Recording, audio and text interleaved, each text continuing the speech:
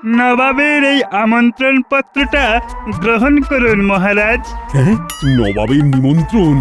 বাবা, শুনেই আমার কেমন কেমন লাগছে। কই দাও দেখি, পড়ে ফেলি এক্ষুনি।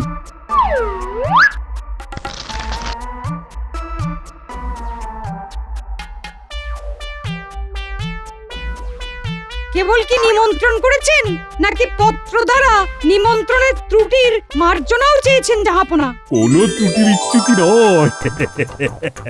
এ তো দারুণ ব্যাপার। নবাবীর বর্ষপূর্তি উপলক্ষে নবাব ভোজের আয়োজন করেছেন। মন্ত্রীমশাই তাহলে ওই কৃষ্ণনগরের প্রতিনিধিত্ব করুন গিয়ে। হ্যাঁ, না, এই ব্যাপারে আর কোনো আলোচনাই হবে না। মন্ত্রীর নিমন্ত্রণ পাকা। তবে এটা মন্ত্রীমশাইয়ের পক্ষে পৌষ মাস না আছলা বাঁশ সেটা তো সেখানে গেলেই উনি টের পাবেন, কারণ নবাব তো কাউকেই কাবাব না বানিয়ে ছাড়েন না।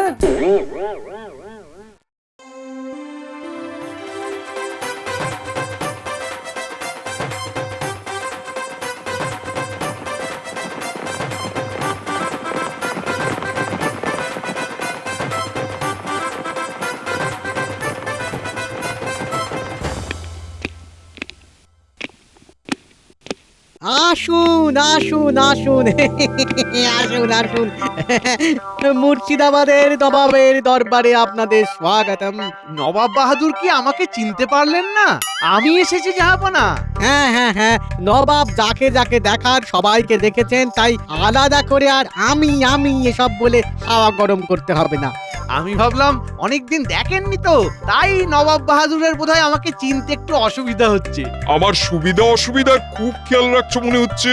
বেশ বেশ বেশ, বুঝতে পারছি কৃষ্ণচন্দ্র তোমাকে ভালো মতোই শিখিয়ে পড়িয়ে পাঠিয়েছে। এসো এসো এসো, সবাই একটু জিরিয়ে নিয়ে নাস্তা পানি করে নাও এবার। আহা, জাহাপনার কি অমায়িক ব্যবহার! সাধে কি আর নবাবের নবাবিয়ানার কথা চারিদিকে ছড়িয়ে পড়েছে? না, জাহাপনা, আপনার বাবা যদি বেঁচে থাকতেন তবে আপনাকে এমন বহাল তবিয়তে নবাবি করতে দেখে খুব খুশি হতেন। শুনলে উজির, মন্ত্রী বলে কি? মনে হচ্ছে নবাবকে ভালো মতোই তোল্লাই দিয়েছি, এবার আমার ভালোই খাতির হবে। আচ্ছা, বাবার কথাই যখন উঠলো তখন বলো দেখি, আমার শাসন ভালো না আমার বাবার শাসন? নাকি নবাব বাহাদুরের ঠাকুরদার শাসন? ভাবো সবাই ভাবো। আর এটাও শুনে রাখো, এই প্রশ্নের উত্তর ঠিক মতন না পেলে সবার খাওয়া বন্ধ। নাও ভাবো। যা, নবাব তো রেগে মেগে সভা ছেড়েই চলে গেলেন। এই ছেড়েছি, এ তো শুকনো বিপদ। না, খাল কেটে নিজের বিপদ নিজেই ডেকে এনেছি মনে হচ্ছে। যে করেই হোক নবাব বাহাদুরের মন জয় করতেই হবে।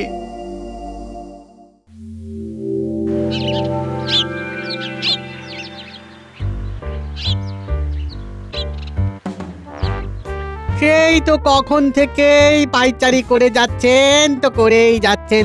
এবার না হয় একটু বসে জিরিয়ে নিন। না উজি, আমি চুপ করে বসে থাকতে পারছি না। ওই মন্ত্রী আমার মনের মধ্যে এমন একটা চিন্তা ঢুকিয়ে দিয়েছে যে সেটা একেবারে ছাড় পোকার মতন কুটকুট করে আমাকে অস্থির করে তুলছে। এবার আপনার সব অস্থিরতা আমি দূর করে দেব জাহাপনা। ওই দেখুন, আবার এখানেও এসে হাজির হয়ে গেছে। এখানে আবার কি চাই তোমার? চাই তো আমার প্রশ্নের উত্তর কোথায়? সেইটা বলবো বলেই তো এলাম জাহাপনা।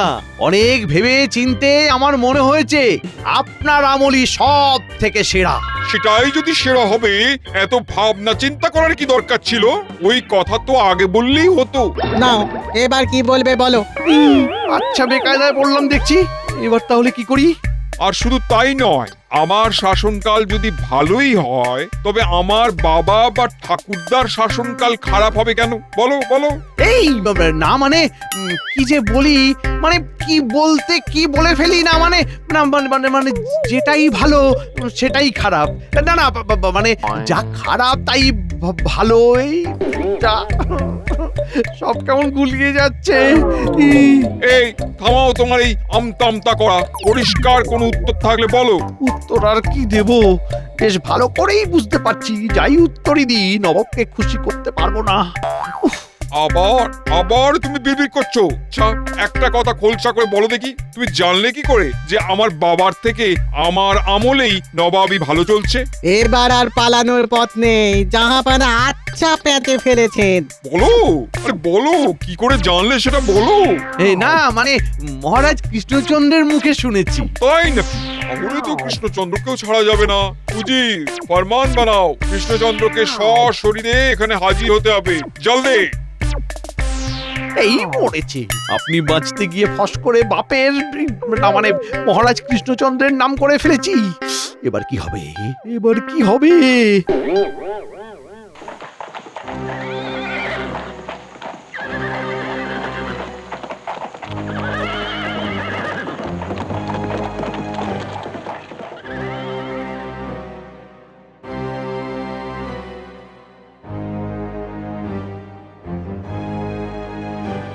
মহারাজ, নবাবের ফরমান আছে আপনার জন্যে।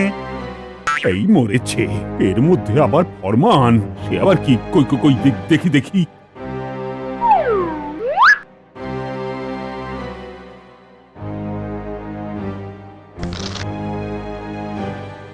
কি হলো মহারাজ?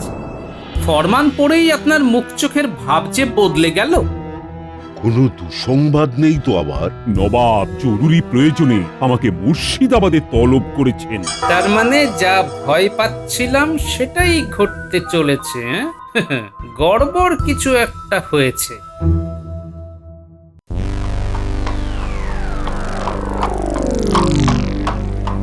আসুক একবার কৃষ্ণচন্দ্র, এবার যখন ওকে বাগে পেয়েছি তখন আচ্ছা করে মেরামত করব। মন্ত্রীর কথাটা কেন বাদ দিচ্ছেন হুজুর? ওকেও জুত করে দেবেন তো? সে আর বলতে, কিন্তু কৃষ্ণচন্দ্রের আসতে এত দেরি হচ্ছে কেন? আমি এসে গেছি নবাব বাহাদুর। আরে আরে, এই তো এতক্ষণ তো তোমার কথাই ভাবছিলাম। আপনি ভাবলেন আর আমিও হাজির হয়ে গেলাম, কিন্তু এবার বলুন তো কি এমন জরুরি প্রয়োজন যে আমাকে একেবারে তড়িঘড়ি ডেকে পাঠালেন আপনি? বেশ, তবে বলো দেখি, তুমি আমার বাবার নবাবী আমল সম্বন্ধে কি জানো? এই, সে আবার কি? আমি আবার তাঁর আমল সম্বন্ধে কি বলতে পারি?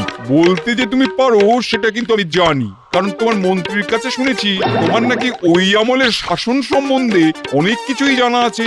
তা কি জানা আছে বলো? কি জানা আছে তো? মন্ত্রী এমন কথা বলেছে? ওহ, এইভাবে আমাকে জাঁতা কলে ফেলেছে, তাহলে কোথায় বিপদ থেকে উদ্ধার করবে তা নয়, উল্টে বিপদে টেনে নিয়ে এসে ফেলেছে। একবার তুমি কৃষ্ণনগরে চলো না, তারপর তোমার এই বানিয়ে বানিয়ে গল্প করা আমি বের করছি। বিশ্বাস করুন মহারাজ, আমি সেভাবে বলতে চাইনি। কি হলো? আরে মনে পড়লো কিছু? আর শুধু বাবা নয়, আমাকে আমার বাবা, দাদু, সবার রাজত্বকাল সম্বন্ধে জানতে হবে আমার। তাহলে যে আপনাকে এমন লোক খুঁজে বের করতে হবে যে তিনজনের শাসনকালী দেখেছে। এটা কিন্তু মহারাজ ঠিক কথাই বলেছেন। বটে বুঝি, তোমার দেখছি দিনে দিনে চরম উন্নতি হচ্ছে। আজকাল আবার মহারাজের কথা সায় দেওয়া হচ্ছে। না মানে আমি তো এই তো মানে এই এমনি এমনি এমনি হোক আর অমনি হোক, এবার তাহলে উজির তুমি এমন একজন লোক খুঁজে বের করো যে তিনজনের শাসনকালই দেখেছে, না হলে কৃষ্ণচন্দ্র আর তার মন্ত্রী তাদের সঙ্গে সঙ্গে তোমাকেও কয়েদ করে রাখবো। উহ, আবার কি ফাঁপড়ে পড়লাম রে বাবা। আমাদের তাহলে এবার ছেড়ে দিন হুজুর।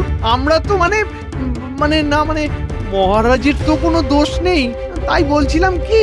যাই বলো আর তাই বলো, ওই লোক খুঁজে পাওয়ার আগে তোমাদের ছাড় নেই।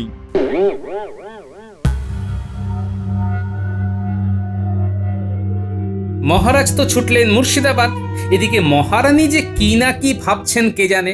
সাত সকালেই আমাকেই কেন যে ডেকে পাঠালেন, যাই গিয়ে দেখি।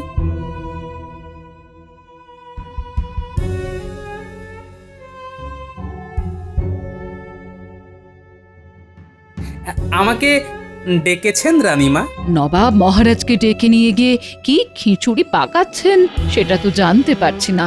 মহারাজকে তড়িঘড়ি ডেকে পাঠানোর ব্যাপারটায় একটু খটকা লাগছে বটে, তবে তেমন কিছু হলে খবর নিশ্চয়ই একটা কিছু পাওয়া যাবে রানীমা।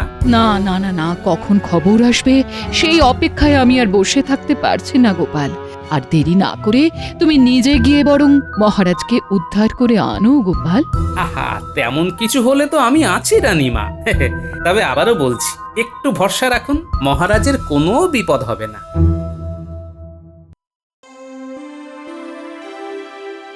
মুখ ফুসকে কথা বলে গাঁড়া কলেজে কি পড়লাম কে জানে। এবার সব জায়গা ঘুরে ঘুরে বুড়ো লোক খুঁজে বের করো। সেই তখন থেকেই ঘুরে বেড়াচ্ছি, কই একজনও তো তেমন কাউকে খুঁজে পেলাম না যে কিনা বলতে পারবে নবাবের বাবার আর দাদুর সময় শাসনকাল সম্পর্কে। উফ।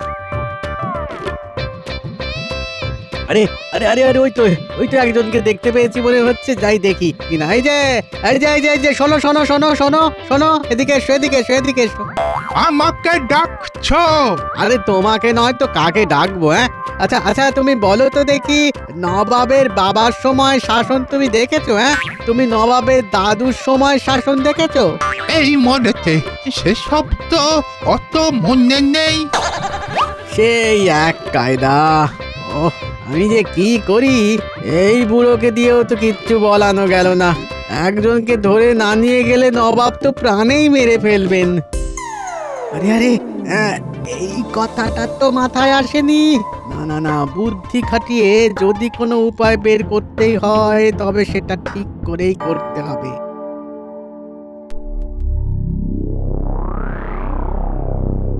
বলি কাজকর্ম শিখে তুলে দিয়ে তখন থেকে কি এত ভাবছো বলো তো? মহারাজকে ডেকে নিয়ে গিয়ে নবাব যে কি কাণ্ডটাই করছেন সেটাই তো ভেবে পাচ্ছি না গিন্নি। তবে বরং একটা কাজ করো, এখানে বসে টাকনা চুলকে শটাং মুর্শিদাবাদে চলে গেলেই পারো। সে তো যেতেই পারি গিন্নি, তবে হঠাৎ করে সেখানে চলে গেলে হিতে বিপরীত হতে পারে, তাই একটু ভেবে চিন্তে এগোতে হবে, বুঝলে? ভাবতে ভাবতে কাল পার করে দিলে কিন্তু আরো গোলমাল হবে, এই আমি বলে দিলাম। হ্যাঁ, গোলমাল হতে আর বাকি কি বা আছে? আরে আরে, উজির মশাই যে, ব্যাপার কি? ব্যাপার আর কি, মন্ত্রী মশাই মুর্শিদাবাদে গিয়ে নবাবকে তোল্লাই দিতে গিয়ে এমন গুলিয়ে দিয়েছেন যে নবাবকে আর কিছুতেই সামলানো যাচ্ছে না। তাই বলে আপনাকে একেবারে এখানে ছুটে আসতে হবে? সবটা শুনলে বুঝবে আমি কি ঝামেলায় পড়েছি। এবার বুঝলে বিপদখানা কিরকম? হ্যাঁ, ঘোট যে একটা ভালো রকমই পেকেছে সেটা বেশ বুঝতে পারছি। এখন একমাত্র তুমিই পারো একটা কোনো উপায়, মানে একটা কোনো বুদ্ধি বের করে আমাকেই শুধু নয় মহারাজ আর মন্ত্রীকে উদ্ধার করতে। ব্যাপারটা হলো, নবাবের সামনে এখন এমন একজন লোককে হাজির করানো চাই যে তার বাবার ও তার দাদুর শাসনকাল দেখেছে, আর সব দিক দিয়ে তুলনা করে বলতে পারবে কার শাসনকাল ভালো। এই তো কেমন সুন্দর করে সবটা বুঝে গেছো। চিন্তা করতে হবে না, নবাবকে গিয়ে বলে দাও কাল সকালেই এই রকম একজন নবাবের দরবারে ঠিক হাজির হয়ে যাবে।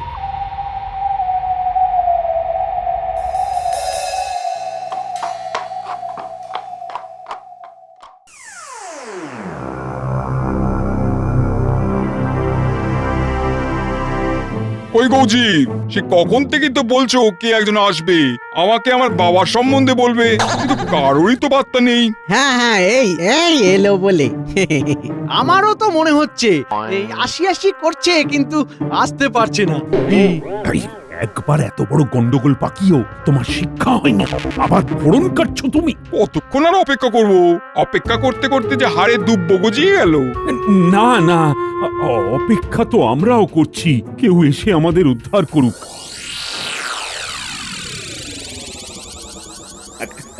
গুস্তাখি মাফ করবেন জাহাপনা, আমার আসতে দেরি হয়ে গেল।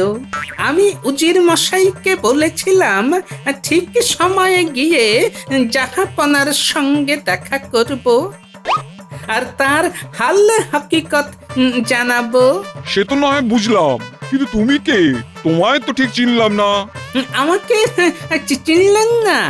যার পান খেয়ে আপনার দাদু বাবা ঠোঁট লাল করেছিল, তাকে জিজ্ঞাসা করছেন কে সে? নবাবের যে ঠোঁটটা লাল লাল সেটাও তো তাহলে তোমার সেজে দেওয়া পানেরই কামাল, হ্যাঁ? সে তো নিশ্চয়ই নবাবের এই ঠোঁট তো বাপ দাদুর কাছ থেকে পাওয়া লাল লাল ঠোঁট। তবে তো ভালোই হলো। এবার তুমি বলো তবে কার শাসনকাল কেমন ছিল? আগে জাহাপনা, আমি পানওয়ালা, পান সাজতে পারি, রাজনীতির তো কিছু বুঝি না। এই সেরেছে। তবে হ্যাঁ, আপনার ঠাকুরদার আমল থেকে আপনার আমল পর্যন্ত যে পরিবর্তনগুলো হয়েছে সেটা আমি জানতে পারি। তুমি তাই বলো, তারপর না হয় নবাবই বুঝে নেবে কার আমলে শাসন ভালো। তবে শুনুন, নবাবের ঠাকুরদার আমলে আমার বাড়ির সামনে এক বুড়ো আর তার নাতনি ছিল। বুড়ো মারা যাওয়ার সময়ে আমাকে বলে গিয়েছিল যে সে তার নাতনির বিয়ে দিয়ে যেতে পারছে না, তাই 2000 স্বর্ণমোহর আমার হাতে দিয়ে যাচ্ছে। আমি যেন তার নাতনির বিয়ের ব্যবস্থা করি। এরপর বুড়োকে দেওয়া কথা অনুযায়ী আমি একটা ভালো পাত্র দেখে তার বিয়েও দিলাম, আর ওই 2000 স্বর্ণমোহরও তাকে দিয়ে দিলাম। যাক, বিয়ে যখন হয়ে গেল তখন ভালোই হলো। এবার মনে হয় বুড়ো আসল কথায় আসবে। তবে এর বহু বছর পরে নবাবের ঠাকুরদার পর নবাবের বাবার রাজত্বে ওই নাতনিকে দেখে আমার মনে হয়েছিল যে আমি খুব বোকার মতন কাজ করেছিলাম, কারণ ওই নাতনি তো মোহদের ব্যাপারটা জানতো না। তাই তাকে মুদ্রা না দিয়ে নিজের কাছে সব মুদ্রা রেখে দিলেই ভালো হতো। তারপর কি হলো? এই তো বলছি এরপরে কিছুদিন আগে, অর্থাৎ ওই নবাবের শাসনকালে ওই নাতনিকে আবার দেখে বুঝতে পারছিলাম বুড়োর নাতনিকে বিয়ে করে নিলেই তো লেঠা চুকে যেত, সবটাই আমাদের হতো। বাবা, গল্পখানা খাসা, একেবারে পরপর সব ঘটনা সাজানো। তাতে আপনার যা জানার ছিল সেটাও কি পরিষ্কার হলো জাহাপানা? সেটা তো পরে বলছি, আগে আমি পানওয়ালাকে পুরস্কার দেবো। ওকে এক্ষুনি 100 মোহর দেওয়ার ব্যবস্থা করো। তার মানে এই বৃদ্ধ পানওয়ালা আপনার মনের মধ্যে যে প্রশ্ন কুটকুট করে কাটছিল তার উত্তর দিয়ে দিয়েছেন মানে? আলবাত দিয়েছে। এই পানওয়ালাই সবটাই একেবারে পরিষ্কার করে বলে দিয়েছে। তা কেমন কি পরিষ্কার হলো আমাদেরও একটু বলুন। এটা বুঝলে না, আমার দাদুর আমলে, তার মানে প্রজাদের বুদ্ধির কোনো বিকাশ হয়নি। আমার বাবার আমলে বুদ্ধির বিকাশ শুরু হয়, আর আমার আমলেই সেই বিকাশ পূর্ণতা পেয়েছে। তবে আর কি, আমার কথাটাই সত্যি হয়েছে। নবাবের শাসনকালই সেরার সেরা। আমি তবে আসি জাহাপনা। হ্যাঁ, নিশ্চয়ই। এই নাও তোমার পুরস্কার। তোমার সাথে সাথে আমি কৃষ্ণচন্দ্র আর ওর মন্ত্রীকে ছেড়ে দিলাম। ও, হাঁপ ছেড়ে যেন বাঁচলাম।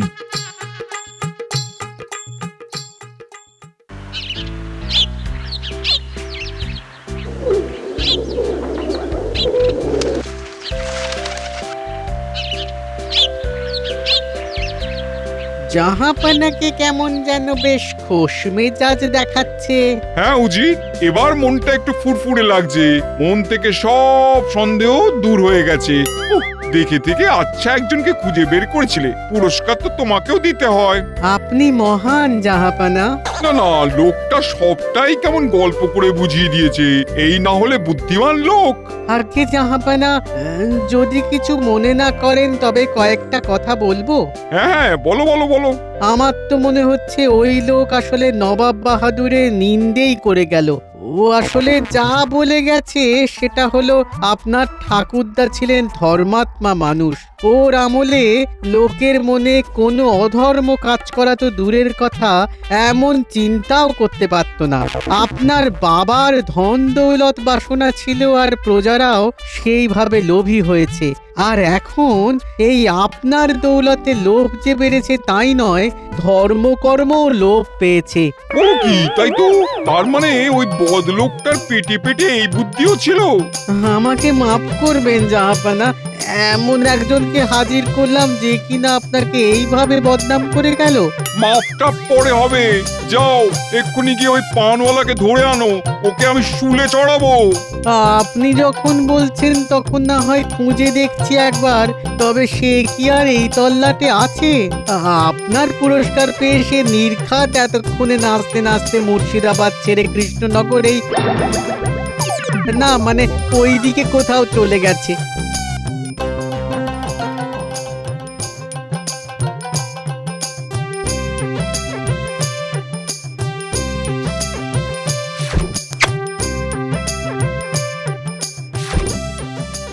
ওহ, পানওয়ালা সেজে আচ্ছা একখানা খেল দেখালে বটে গোপাল। আমি তো কিছুতেই তোমাকে চিনতে পারিনি। গোপাল যে বহুরূপী সেটা তো আমি অনেক আগেই আপনাকে বলেছি মহারাজ। তুমি থামবে? গোপাল ছিল বলে এই যাত্রায় ফিরতে পারছি। তুমি তো আমায় টেনে নিয়ে গিয়ে আর একটু হলেই শুলে চড়াচ্ছিলে। তবে আমরা চলে এলেও ওদিকে যা হওয়ার তাই হচ্ছে মহারাজ। নবাব বুঝতে পারলে ভালো, না হলে আরো ভালো।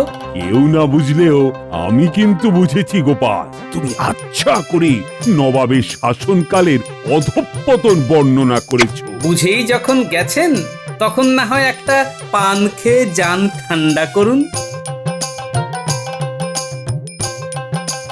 এই না হলে গোপাল পানওয়ালা।